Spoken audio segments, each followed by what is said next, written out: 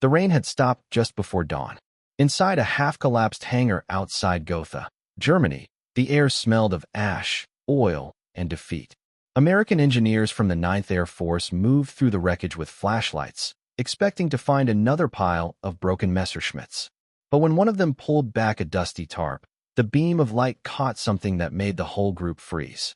Beneath it lay a machine that looked nothing like the war they knew. A black-winged shape, smooth and seamless, stretched across the concrete floor like the skeleton of a creature not yet born. No tail, no fuselage, just a single curve of wood and metal that seemed to grow from its own shadow. Captain James Bell, an aeronautical engineer from Ohio, knelt beside it. "Jesus," he whispered. "This thing shouldn't fly." He ran his hand over the surface. Not cold steel, but something stranger. The texture was faintly rough, almost organic, like burnt bark. Another engineer tapped the edge with a wrench and frowned. "That's not aluminum," he said. "It's wood." Bell looked closer. The outer skin was plywood, but not ordinary plywood. Thin layers soaked in resin, mixed with black dust that rubbed off like coal. He sniffed it. "Charcoal," he murmured. "They mixed it into the glue." Someone laughed nervously. "What for, camouflage?" "No," Bell said, standing. "This stuff eats radar." For a moment, the hangar went silent except for the dripping rain. Then another soldier called out from the far end, holding up a small metal plate. On it were stenciled letters, HO 9V3. Below, in faded pencil, Raymar and Walter Horton, Project 229. The men exchanged looks. None of them recognized the name. They began documenting everything: sketches, photos, serial numbers. In one corner, half buried under debris, lay 2 jet engines, the same Junkers Jumo 004s used in the Me-262. But here, the intakes were buried inside the wing itself, hidden from the air. "Twin turbojets," Bell muttered, tracing the shape of the ducts. If they'd finished this thing. He didn't finish the thought. Outside, the sun broke through the clouds, revealing a small airfield scorched black by retreating German forces. Burned blueprints littered the ground. One was still legible, a sketch of the same winged shape, annotated in neat German handwriting. At the top, a title, Nerflugel, Flying Wing. Bell folded it carefully into his pocket. "Get this back to right field," he said. "Every page. Every piece." As they prepared to transport the wreck, one of the enlisted men wandered to the far wall and found something odd, a painted phrase, half scorched by fire. "When SIEUNS nicht sehen, können SIEUNS nicht töten." If they can't see us, they can't kill us. That night, in their makeshift quarters, Bell couldn't sleep. He spread the photographs across his cot. That dark, impossible aircraft with its curved silhouette and strange, predatory grace. It didn't look like it belonged to 1945. It looked like something from another century or another kind of mind altogether. He tried to imagine it in the air, moving faster than sound, invisible to radar, silent until too late. He thought about the cities it might have reached, London, perhaps even New York, if the war had lasted another year. The idea chilled him more than the cold. In the morning, a report was sent to Allied Command. Recovered experimental jet aircraft, presumed Horton, HO 229. Condition partial. Construction material, composite wood/resin. Possible low radar reflective design. The officers who read it dismissed the last line as exaggeration. Radar-absorbing plywood? Impossible. The file was stamped technical curiosity and shelved under miscellaneous German projects. But Bell kept one photograph for himself. The view from the hangar door, showing the Horton's black wing glinting faintly under sunlight. He would later say it haunted him, because it looked alive, not like a plane, but like something waiting for the world to catch up. Years later, in an interview, he recalled that first moment under the tarp.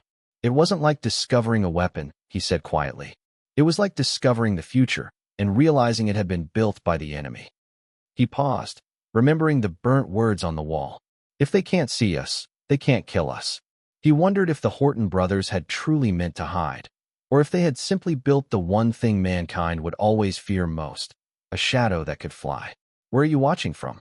Let me know in the comments below, and don't forget to subscribe to this channel. Before they were engineers, they were glider kids, flying on wind and faith. Germany, early 1930s. The country was broke, humiliated, hungry for speed. On the hills above Bonn, two thin teenagers carried a home-built glider made of spruce, linen, and nerve. Raymar, the younger, had a mechanic's hands and a sketchbook full of wings that looked like leaves. Walter, older by 2 years, had a pilot's calm and the reflex to lean into risk.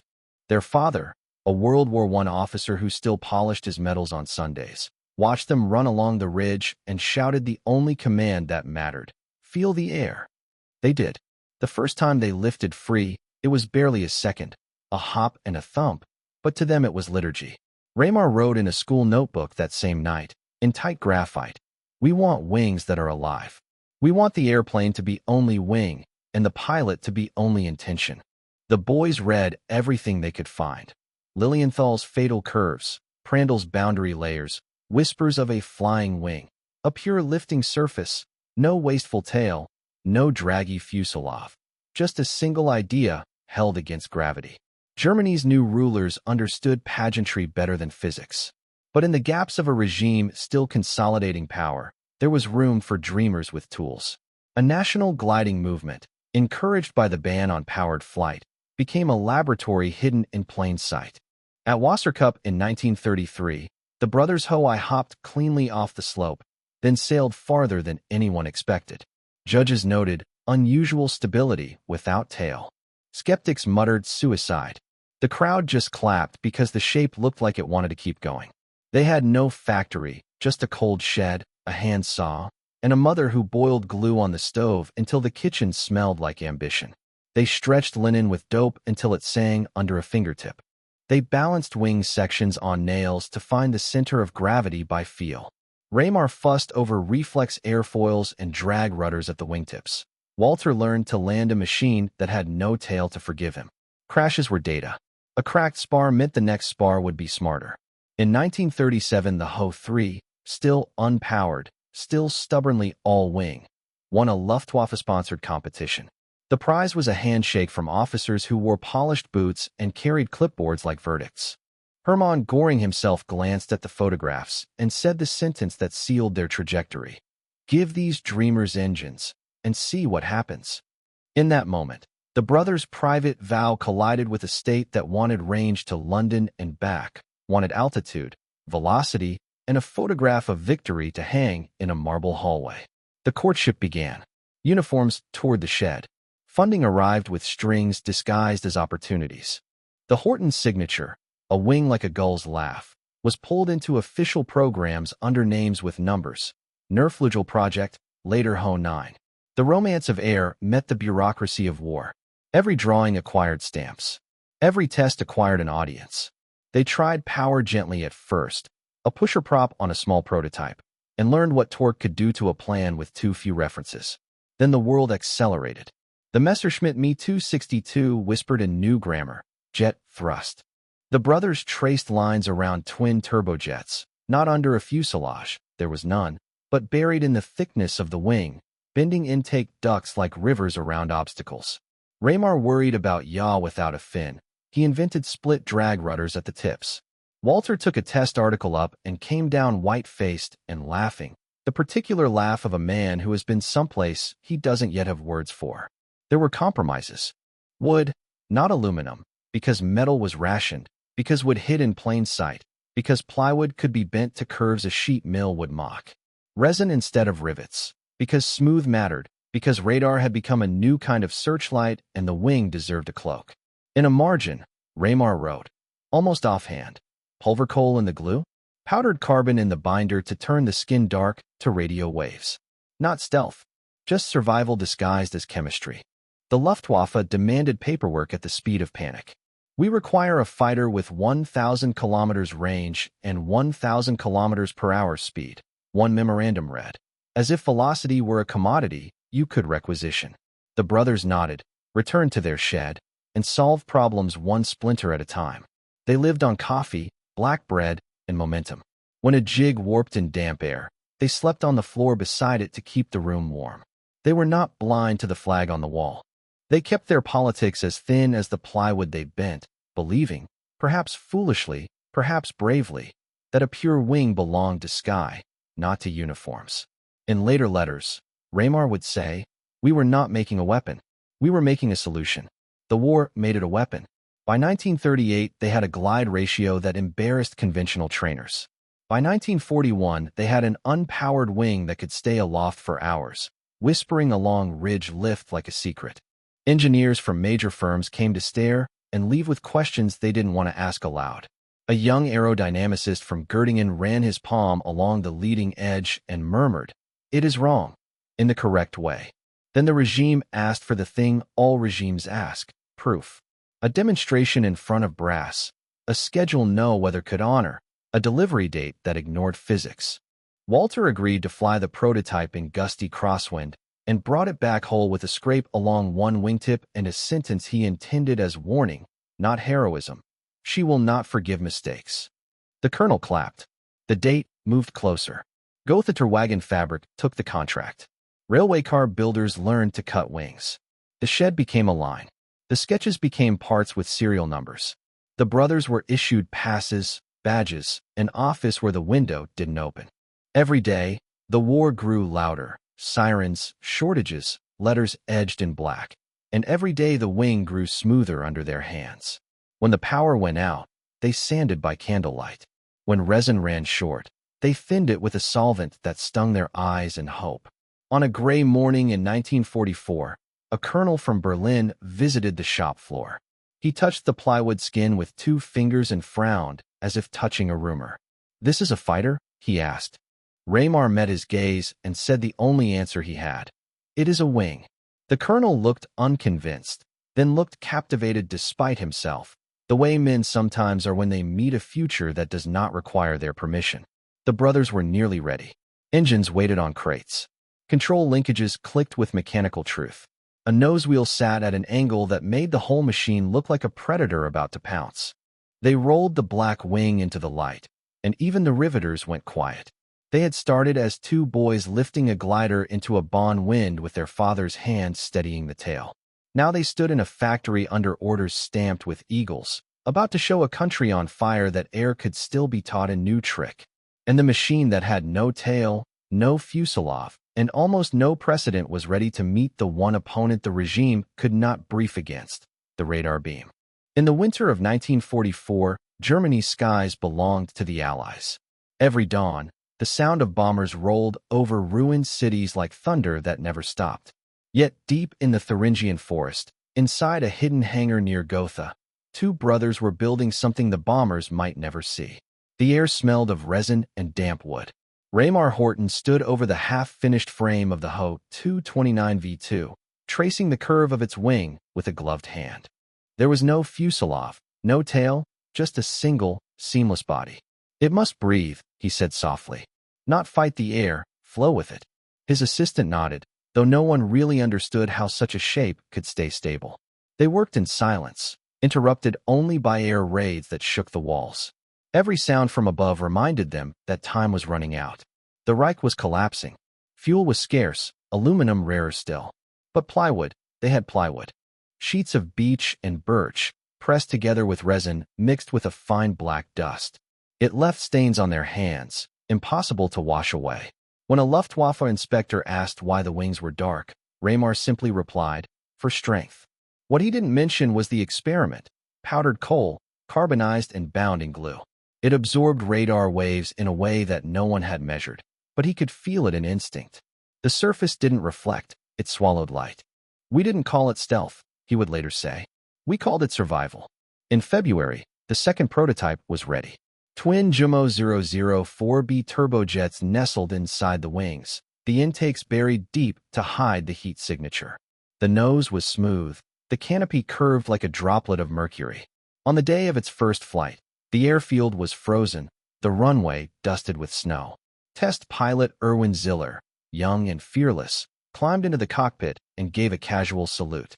"Let's see if your flying shadow has a soul," he joked. The turbines screamed to life. Black smoke poured from the intakes as the strange, wing-shaped machine began to move, slowly at first, then faster, until it lifted cleanly off the ground. It didn't roar like other jets. It whispered, slicing through the cold air like a blade through silk. For a few minutes, everyone on the ground forgot the war. The Ho 229 banked, graceful and silent, a shape that seemed to belong to another age. Ziller's voice came through the radio, calm but tinged with disbelief. "It feels alive," he said, "like flying a thought." Then, 10 minutes later, something went wrong. One engine sputtered, coughed black smoke, and flamed out. The aircraft wobbled, lost lift, and dropped too fast for recovery. It hit the ground in a shower of debris and fire. Ziller didn't survive. The wreck was pulled from the mud the next day, the elegant black wing reduced to ash and splinters. The Luftwaffe called it an unfortunate accident. Raymar called it proof. They had measured the radar cross-section of the remaining prototype. Compared to a Me-262, it was almost invisible, less than one-tenth the reflection. The results were noted in a short technical memo and filed away among hundreds of desperate projects. By spring, the Allies were closing in. The brothers were ordered to move their work to an underground facility. Trains carried the unfinished Ho-229V3 to Gotha wagon fabric, where American bombs fell just days later. Still, the black wing survived, hidden beneath the concrete, awaiting discovery. When the Americans finally arrived in April 1945, they found it covered in tarps and dust, its surface cool and strange under their hands. They didn't yet understand what they were looking at. The papers, blueprints, and fragments would be packed into crates marked Foreign Technology Division. The Horton brothers were separated before the war ended. Walter, the pilot, was captured by the British. Raymar disappeared into the ruins, taking with him sketches and a single wooden model small enough to fit in a suitcase. Decades later, in an interview in Argentina, Raymar would smile faintly when asked if his design had truly been invisible to radar. "Invisible," he said. "No, just unseen. There's a difference." He paused, remembering the moment that winter when his brother's creation first lifted into the air, a dark, impossible shape rising against a gray sky, as if the future had briefly mistaken the century it belonged to. And for those 10 minutes before it fell, the world's first stealth aircraft had already flown. Summer 1945. The war was over, but the hunger to understand it wasn't. Inside a drafty hangar at the Royal Aircraft Establishment in Farnborough, England, a team of American and British engineers stood around what looked less like a plane and more like a relic from another civilization. The captured Horton Ho-229 lay disassembled across workbenches, its black, wing-shaped body now a puzzle of wood, resin, and twisted metal. Operation Seahorse had one task: dissect the impossible. Colonel John Sanderson, a veteran aeronautical engineer with the U.S. Army Air Forces, flipped open his leather notebook. His first line read simply, "It's light. Too light. Like it's not supposed to be seen." The technicians began peeling back the wooden skin layer by layer. The smell of burnt resin mixed with the sharp scent of graphite dust. Every panel they lifted revealed something that shouldn't have existed in 1945, precision engineering that defied the chaos of a collapsing empire. "This isn't desperation," Sanderson muttered. "This is foresight." The surface wasn't ordinary plywood. Each sheet was bonded with a resin laced with fine, metallic gray powder. Under a magnifying glass, the mixture shimmered faintly, like black sand under moonlight. "Graphite," said one of the British scientists. "It's conductive, absorbs radio waves." Sanderson frowned. "You're telling me this plane eats radar?" There was silence. No one laughed. They ran an impromptu test. A low-power radar emitter in the hangar was aimed at a section of the wing. The signal came back muted, far weaker than expected. It wasn't a trick. The material actually drank the reflection. "He didn't just build a plane," said one of the engineers. "He built a question mark for radar." Word spread quietly through the lab. Some dismissed it as coincidence, an accident of materials, nothing more. Others, like Sanderson, saw something deeper, a deliberate attempt to disappear from the enemy's sight. He wrote again in his journal, "This is not camouflage. This is philosophy." They continued to disassemble the craft, documenting every rib and spar. Inside the wing, control rods were placed at unconventional angles to maintain stability without a vertical tail. Every inch of its geometry served the same purpose: to minimize drag, turbulence, and visibility. It was, in every sense, a machine built to slip through the air unseen and untouched. One British engineer, pacing the hangar floor, stopped suddenly at the sight of the engine mounts. "Do you realize," he said, "this configuration could reach London in 20 minutes from France?" The room went quiet. He pointed to the aerodynamic profile on the chalkboard. With twin Jumo 004B turbojets embedded in the wings and an estimated top speed near 1,000 kilometers per hour, the math was terrifyingly simple. From a hidden runway in occupied territory, the Ho-229 could cross the channel faster than any warning radar could detect or intercept. Sanderson drew a straight line from Calais to London and tapped the map. 20 minutes, he echoed, and no one would see it coming. The silence turned heavy. Even in peacetime, the implications were chilling. If the Germans had built 10 of these, or 100, they examined the cockpit next. Sparse, utilitarian, but strangely elegant. The canopy curved seamlessly into the wing, giving the pilot a panoramic view and almost no radar signature. Sanderson ran a finger along the molded frame, muttering, "This isn't a prototype. It's a prophecy." In the corner of the hangar, under a pile of scorched documents, an assistant found a fragment of German notes, half-burned but legible. Ziel, unsichtbar für Funkmessgerät.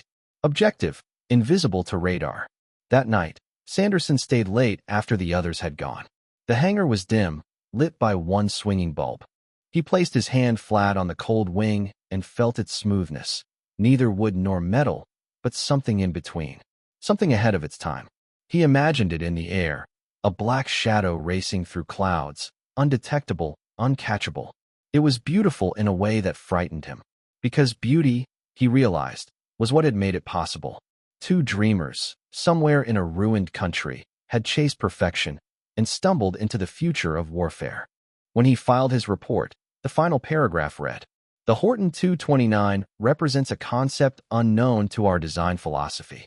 It is not just fast. It is invisible in ways we do not yet understand." Above that note, he scrawled one more sentence, the one the archivists underlined years later. This aircraft could have changed the outcome, had it arrived a season sooner. Outside, the summer rain began to fall, tapping gently against the hangar roof. The dissection was over, but the unease it left behind lingered, a quiet understanding that the war's strangest machine had not been born of desperation, but of vision. And when they turned off the lights that night, the black wing seemed to fade into the shadows, as if even in death, it refused to be seen. In early 1946, the crates marked captured enemy technology. Ho-229 arrived at Wright Field, Ohio. The war trophies were still coated in the gray dust of Germany, warped panels, burned resin, and pieces of a dream that looked more like myth than metal.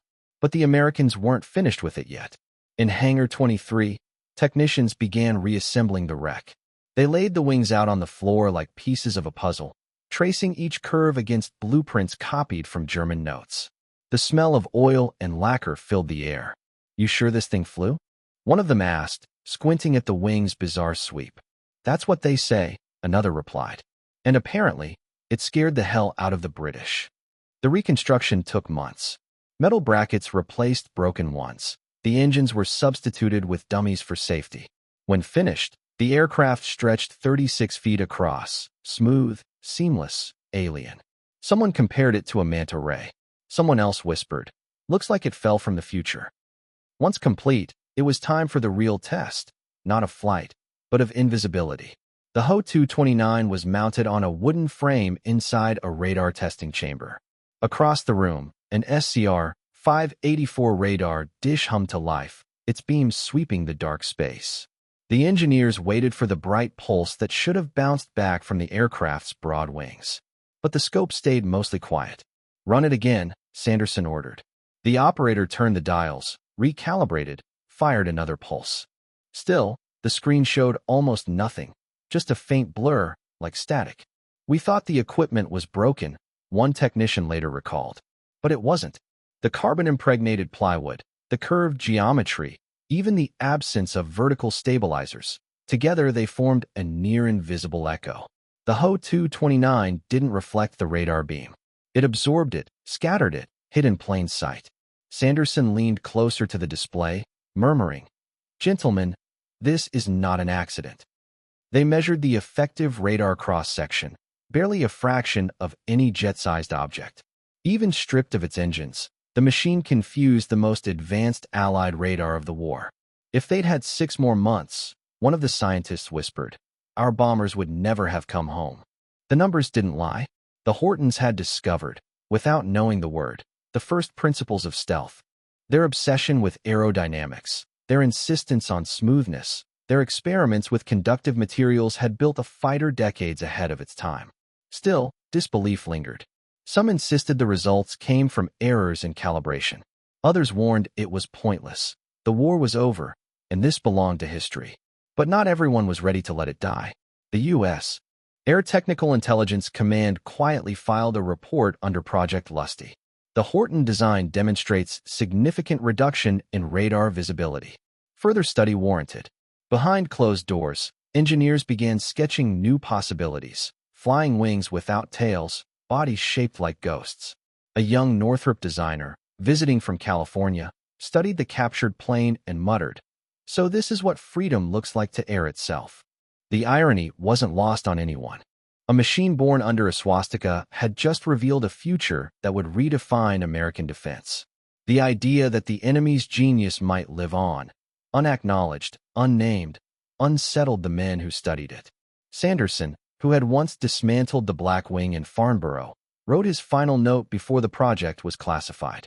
It's not the material that haunts me, it's the mind behind it. He didn't think like us. He thought like the air. He closed the file, and the hangar went dark. Outside, in the wind that swept across the Ohio airfield, a low hum echoed between buildings, a sound almost like a distant jet, almost like memory. The Americans had proven what the Germans could only imagine. And yet, what truly frightened them wasn't what the aircraft had done, but what it meant. Because to outsmart the sky, you had to think like a ghost. The war had ended, but its shadows refused to fade. By the late 1940s, in quiet hangars across California and Ohio, engineers were sketching something they could not quite name. On the blueprints, its shape looked like a ghost of the past, the Horton Wing, reborn in American ink. At first, no one admitted the connection. The Horton Ho 229 was officially just another curiosity, a captured relic of the Reich. But inside Wright Field, in rooms labeled restricted access, experimental aerodynamics, the old German contours began to reappear. The idea refused to die. Northrop engineers pored over the measurements, running their fingers along the same curves once drawn in the forests of Thuringia. No tail, no drag, one whispered. It's not a plane. It's a philosophy. The shape that once terrified London now promised to protect Washington. In 1948, the first American descendant took to the air, the Northrop YB-49 Flying Wing. It rose silently from the desert floor, its 2 jet engines roaring like distant thunder. From the ground, it didn't look like it was flying. It looked like it was sliding through the sky. Pilots called it the shadow bird. Reporters called it madness. But for the engineers watching from the runway, it was something else, vindication. In the official report, one line stood out. YB-49 demonstrates unusual radar behavior, return weaker than expected. No one used the word stealth yet, but everyone felt it forming. The flying wing was unstable, prone to sudden stalls. 2 test pilots died when one broke apart over the Mojave. The project was quietly canceled, officially for safety reasons, though many suspected something else. The Air Force wasn't ready for an aircraft too far ahead of its own thinking. The Black Wing went back into storage, buried beneath bureaucracy. But the idea lingered, quiet, patient, evolving. Through the 1950s and 60s, whispers of low observable design circulated among classified projects. Radar scientists remembered the Horton Wing that had confused every instrument in 1946. Aerodynamicists sketched cleaner, smoother forms, chasing the same dream. Every few years, another prototype would appear, echoing the ghostly shape of that wartime machine. Then came 1981. A new aircraft rolled out under the highest secrecy at Groom Lake, Nevada. It was called Senior Ice, what the world would later know as the B-2 Spirit. Its creators at Northrop never mentioned the Hortons publicly, but among engineers, there was no doubt. The lineage was unmistakable. The same silhouette, the same silence in the sky. A retired scientist, decades later, said in an interview, "If you trace the DNA of the B-2, It leads straight back to that wooden wing the Germans built in a barn. It's the same bloodline, just refined, perfected, hidden behind better intentions. Raymar Horton, living quietly in Argentina, saw a photograph of the new bomber in a newspaper. His hair was white by then, his hands frail, but his eyes lit up. "They learned," he said simply. "We wanted to make war machines disappear. Maybe one day they'll make wars disappear, too." He died in 1994, the same year the B-2 flew over Washington for the first time. Today, inside the Smithsonian's Udvar-Hazy Center, the surviving Horton Ho-229 rests under soft museum light. Visitors walk past without realizing they're looking at the blueprint of the future.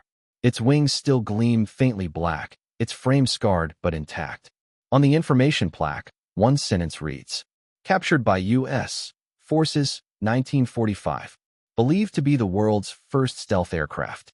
Every night, when the museum lights dim and the hangar falls silent, the black wing seems to vanish into the dark, as if its old secret still works. Outside, high above the Atlantic, a modern stealth bomber drifts unseen through the clouds, shaped by the same logic, the same dream. The war is long over, yet its echo still flies. History has a strange sense of humor. The first invisible aircraft was built by men the world swore to forget, men whose invention would outlive their ideology. The world remembers their crimes.